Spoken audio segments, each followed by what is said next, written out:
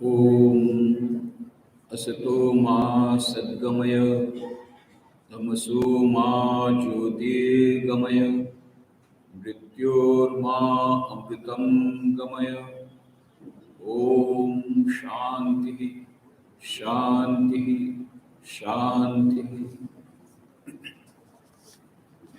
मंच पर उपस्थित आदरणीय सन्यासी वृंद, अन्य सम्मानीय वक्तागण, इस सभा में उपस्थित सभी सन्यासी वृंद, भक्त वृंद, माननीय महानुभावों, माताओं, बहनों, भाइयों, अभी अभी हमने व्याप्तानंद जी महाराज से उनके संस्मरण सुने, जिसमें उन्होंने कहा कि नारायणपुर आश्रम ने मानो एक अभिभावक खो दिया है। मुझे लगता है कि यह उनकी जो भावना है वो केवल उनकी अकेले की नहीं है। यहाँ जो लोग भी बैठे हैं उन सब के भीतर में यही भावना है। उनके ब्रह्मलीन होने से सचमुच में बड़ी क्षति हुई है, जिसकी पूर्ति संभव नहीं है। कई लोगों को लगता है कि छत्र छाया चली गई और हम बेसहारा हो गए, परंतु आश्वासन इस बात का है कि वे श्री रामकृष्ण के चरणों में गए, दीपलोक में गए। मैं ऐसा क्यों कहता हूँ? क्योंकि समस्त रामकृष्ण मठ एवं रामकृष्ण मिशन के पूजनीय प्रेसिडेंट महाराज ने अपने पत्र में लिखा है, he has gone to Shri Shri Thakur and Shri Shri माँ। वे श्री श्री रामकृष्ण देव और श्री श्री माँ के पास गए हैं। यह हमारे लिए बड़े आश्वासन की बात है। तो उनके लिए एक महाप्रयाण यह सिद्ध हुआ है और 88 वर्षों तक तो उन्होंने अपनी सेवाएं दी, कितना कल्याण सबका किया। अब जबकि शारीरिक अस्वस्थता थी तो उन्होंने वह महाप्रयाण किया, तो उनके प्रति हम कृतज्ञता व्यक्त करते हैं। उनका जीवन अत्यंत प्रेरणादायी है। जगदलपुर का एक अनाथ बेसहारा बालक अपने चरम पुरुषार्थ के द्वारा एक प्राइमरी स्कूल के शिक्षक से किस प्रकार रामकृष्ण मिशन का महान सन्यासी बनता है और अनगिनत लोगों का सहारा बन जाता है। यह जो कठोर संघर्ष की गाथा है, अत्यंत रोचक रोमांचक गाथा है। उनकी मृत्यु उतनी ही भव्य थी जितना कि उनका जीवन। अंत तक वे चेतन अवस्था में थे। He was conscious till the end और प्रसन्न चित्त थे। 27 फरवरी को सुबह 11:33 के पर उन्होंने महासमाधि ली। उस दिन एकादशी का एक पावन पर्व था। उस दिन उन्होंने महासमाधि ली। उस दिन उन्होंने सुबह गीता पढ़ने की इच्छा प्रकट की। थोड़ी देर तक अपने हाथों में रखा, और आपको मालूम है ट्यूब थी, हाथ में भी ये था, ज्यादा देर तो रह नहीं सकते थे। फिर उनको गीता के श्लोक लगभग 1 घंटा सुनाए गए। 26 को, मतलब एक दिन पहले, प्रीवियस नाइट की बात कर रहा हूँ, 26 को पूरी रात उनके सानिध्य का लाभ मिला। श्री रामकृष्ण देव की असीम कृपा से मैं 2 दिन पहले आ गया। उनके सानिध्य का लाभ, सौभाग्य मिला। फिर बीच बीच में कहते थे श्री रामकृष्ण का नाम सुनाओ, तो हम लोग उनके अनुरोध पर श्री रामकृष्ण देव का नाम सुनाया उन्होंने उनको। उस रात को, 26 की रात की बात बोल रहा हूँ, पूरी रात नहीं सोए हैं और पूरी रात इस प्रकार से बारी बारी से हम लोगों को नाम सुनाया। फिर मोबाइल में हम लोगों ने रामकृष्ण शरणम हमने गीत सुनाना शुरू किया। तो जब वो रामकृष्ण शरणम गीत शुरू हुआ तो उस समय आप सोचिए, ऑक्सीजन के लिए इतना तड़प रहे हैं, ऑक्सीजन मास्क है, उस समय बोल रहे हैं, ऐसा बोल नहीं पा रहे हैं, बोले खंजनी कहाँ है। आप सोचिए उस समय भी कैसी कॉन्शियस स्टेट, खंजनी कहाँ है। तो हम लोग ने हंस के कहा, भाई हम लोग ताली से बजाएंगे, खंजनी कहाँ से लाएंगे आपके लिए। तो इस प्रकार से अंतिम दिन तक वे सचेतन रहे और प्रसन्न चित्त रहे। जब 25 को मैं राजकोट से पहुंच गया। वैसे मेरी टिकट तो दूसरे दिन की थी, पर जब 24 को सुना मैंने कि उनको आईसीसीयू में डाला है, तो तुरंत फिर मैंने वो टिकट कैंसिल करा करके दूसरी टिकट बनाई। एक ही टिकट बाकी थी, श्री रामकृष्ण देव की कृपा से। उसी दिन रात को 24 को रात को ही रवाना हो गया, राजकोट से अहमदाबाद बम्बई होते हुए दोपहर को 2 बजे एयरपोर्ट पर आया और सीधा मैं हॉस्पिटल गया।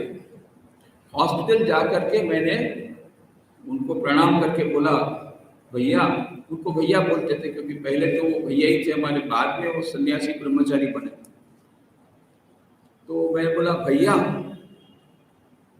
मैं प्रबोध बोल रहा हूँ, राजकोट से आया हूँ। तो उन्होंने क्या कहा, अरे अभी इतनी खराब अवस्था नहीं है जो तुमको पहचान न सको।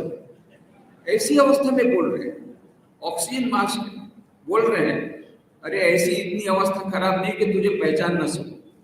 फिर मैंने कहा, भैया आपने फोन में कहा था 2 दिन के लिए मत आना। जब मैंने कहा कि मैं आ रहा हूँ भैया आपको देखने के लिए, बोले आना तो आना, पर 2 दिन के लिए मत आना, समय लेकर आना, 10-15 दिन लेकर के आना। क्यों कहा पता नहीं, अभी पता लग रहा है कि वो भंडारे में मुझे रोकना चाहते थे। तो मैंने कहा, भैया इस बार मैं 15 दिन का समय लेकर आया हूँ, जब तक मैं यही आपके पास ही रहूंगा, 15 दिन तक यही रहूंगा। उन्होंने क्या कहा, आना तेरे हाथ में थे, वापस लौटाना मेरे हाथ में। मतलब वो जानते थे कब वापस लौटाओगे, कब वापस लौटाएंगे, कब भंडारा होगा। कल 12 तारीख को जा रहा हूँ, 11 तारीख भंडारा होगा, ये मानो सब उनको पता था। बोले आना तुम्हारे हाथ में था, वापस लौटाना मेरे हाथ में। इस प्रकार से आखिर तक महाराज श्री प्रसन्नचित्त थे। फिर कुछ बातें हमने जो सेवक से सुनी है, बहुत सुंदर बातें। 10 माह पूर्व उन्होंने कहा था, बड़ी इच्छा हो रही है कि अब जगत जननी बुला ले और अपने पास रख ले। 10 महीना पहले कहा था। और सेवक ने कहा, रात को 3 बजे से लेकर 6 बजे तक, सुबह 6 बजे तक प्रतिदिन वो, और संध्या आरती के समय वो कुर्सी में बैठ जाते थे और जप ध्यान करते थे। दूसरी बात है, सेवक को उठाते नहीं थे और लाइट भी नहीं जलाते थे।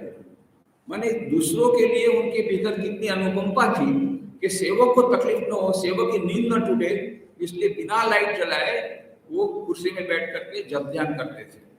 इस प्रकार से दूसरों का कितना ख्याल रखते थे।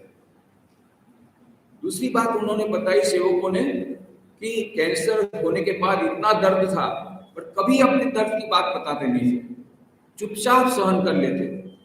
यहाँ तक कि मैंने भी फोन में पूछा, भैया बहुत दर्द हो रहा है? बोले नहीं है, नहीं, कभी बताया नहीं। और रोज रात को सोते समय श्लोक बोलते थे विवेक चूड़ामणि के, सहनम सर्व दुखानाम अप्रतिवार पूर्वकम चिंता विलाप रहितम सा तितिक्षा निगत्यते। वो निगत तितिक्षा के बाद जैसे सब लोग बोलते थे, सन्यासियों, ब्रह्मचारी को, भक्तों को, वो बात अपने जीवन में पालन करके गए हैं। प्रतिदिन रात को ये श्लोक की आवृत्ति करते थे। और मैंने सुना वे अत्यंत अध्ययनशील थे, रात भर पुस्तकें पढ़ते रहते थे, जब भी उठ करके पुस्तकें पढ़ते थे, विशेष करके गीता। और गीता हरदम पढ़ते थे और पढ़ने को कहते थे। और जब मैं तेल लगाता था, सेवक बोलता है, तब वो सर्वे भवन्तु सुखिनः सर्वे सन्तु निरामया सर्वे भद्राणि पश्यन्तु माँ कश्चित् दुख भाग भवेत्, सभी का कल्याण हो, सभी सुखी रहे, सभी स्वस्थ रहे, ये प्रार्थना हमेशा करते थे। पिछले 56 वर्षों से उनका सतत मार्गदर्शन मिला है। प्रत्यक्ष रूप से अथवा फोन द्वारा अथवा पत्र द्वारा अत्यंत प्रेरणादायी पत्र उन्होंने कई लिखे हैं। और जब उनके साथ पहले तो यहाँ पर 63 में उनका प्रथम दर्शन हुआ 1963 में, और फिर 1966 से तो उनके साथ बहुत ज़्यादा घनिष्ठ संपर्क रहा। फिर 1970 तक मैं रायपुर में था, उसके बाद विच्छेद हो गया, परंतु पत्र लिखते रहते थे। फिर 73-74 में रायपुर आश्रम में ही रहता था, उस समय तो प्रतिदिन ही मिलते थे, सारे दिन मिलते रहते थे। और फिर 1987 में जब उनका ट्रांसफर हुआ, बेलू मठ में स्टेट डिपार्टमेंट देखते थे, और पूज्य वीरेश्वरानंद जी महाराज उनको मजाक में जमींदार कहा करते थे। तो उनका जब ट्रांसफर हुआ समाज सेवा शिक्षण मंदिर के प्रिंसिपल के रूप में, तो उन्होंने मेरा चयन किया। ये मेरा बड़ा सौभाग्य है कि उन्होंने कहा कि मेरे बदले प्रबोध को रखिए। तो हेडक्वार्टर्स को बोला, तो हेडक्वार्टर्स ने, मैं रांची में था, वहां से मेरा ट्रांसफर हुआ। तो 2 वर्षों तक प्रतिदिन उनका मार्गदर्शन मिलता था, और उनके मार्गदर्शन के भीतर ही मैंने वो स्टेट डिपार्टमेंट संभाला। इसके कारण क्या, पूरा भार वही वहन करते थे। मेरे को एकदम मैं केयर फ्री था, क्योंकि अभिभावक थे हमारे। उन्होंने समस्त देश में हजारों प्रेरणादायी प्रवचन दिए हैं, सैकड़ों लोगों का व्यक्तिगत मार्गदर्शन किया, केवल आध्यात्मिक नहीं, वो काउंसलिंग करते थे, इवन फाइनेंशियल मैटर में, इवन पारिवारिक में, कितने परिवारों के वे व्यक्तिगत मार्गदर्शन थे। उन्होंने 4 पुस्तकें लिखी है जो नागपुर आश्रम से प्रकाशित हुई है, और कई उनकी अंग्रेजी में छोटी छोटी किताबें शेगांव द्वारा प्रकाशित हुई है अंग्रेजी में। तो इतने एक महान लेखनी के और प्रवचन के धनी, उनके बारे में बोलना बड़ा कठिन है। तेजस्वी चेहरा, ओजस्वी वाणी, अत्यंत स्नेहपूर्ण व्यवहार सभी से, चाहे वो सेवक हो, नौकर हो, सन्यासी हो, भक्त हो, मधुर स्वभाव, मृदुभाषी, करुणापूर्ण हृदय, ऐसे विभिन्न गुणों का एक साथ समावेश अत्यंत विरल है। ऐसा विरल और प्रेरणादायी व्यक्तित्व था पूज्य महाराज श्री का। उनके प्रति श्रेष्ठ श्रद्धांजलि है, उनके कहे हुए मार्ग पर हम चलें और अपना मानव जीवन सार्थक करें। उनकी दिव्य आत्मा को, उनके दिव्य आत्मा के प्रति प्रणाम करते हुए मैं अपनी वाणी को विराम देता हूँ। ओम शांति शांति शांति।